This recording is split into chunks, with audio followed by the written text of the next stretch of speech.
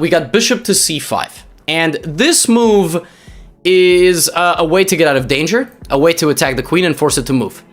But here Bobby plays a nice move, rook to e8 check, which attacks the king. Now the king can go to a few places, namely king to f1 is very logical. And now it's not so clear what to do because there's no way for the queen to protect the knight. If you take the rook, you lose the queen. You move the queen, you lose the knight. So what the heck are you gonna do? Well, you're Bobby Fischer. You're gonna sacrifice your queen so you could end up in a YouTube video from Gotham Chess 65 years later. Bishop to e6.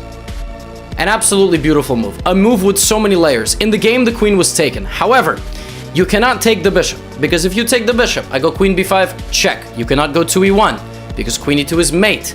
So therefore, you will go king to g1, and I will play check, king to f1, double check with queen and knight, and then I will sacrifice my queen and smother you with your own pieces.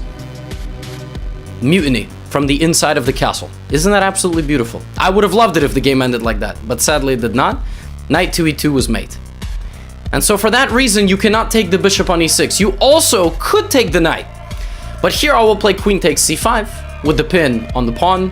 If you take my queen, I will take yours. And this position is a misery for white. White is only down one pawn, and I understand that compared to getting absolutely destroyed and smothered mated, it's one thing, but you're down a pawn and you have no activity whatsoever. It's gonna take you multiple moves to get your king out, and then I will go here and take the rest of your pawns.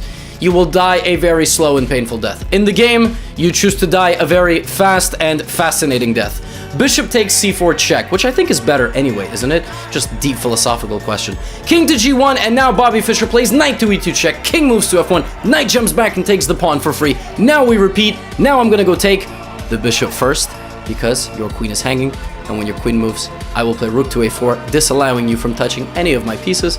Once you have taken on b6, then and only then will I take the rook. I only have 3 points of material, but it's all I need, and Bobby Fischer went on to very confidently scoop up the remaining pieces in the Donald Byrne army before he converted what was an absolutely beautiful king hunt, where he forced Byrne's king from h2 to b1 with a sequence of absolutely brutal checks and the rook cutting him off on the second rank, and he did this all without a queen and delivered mate. Rook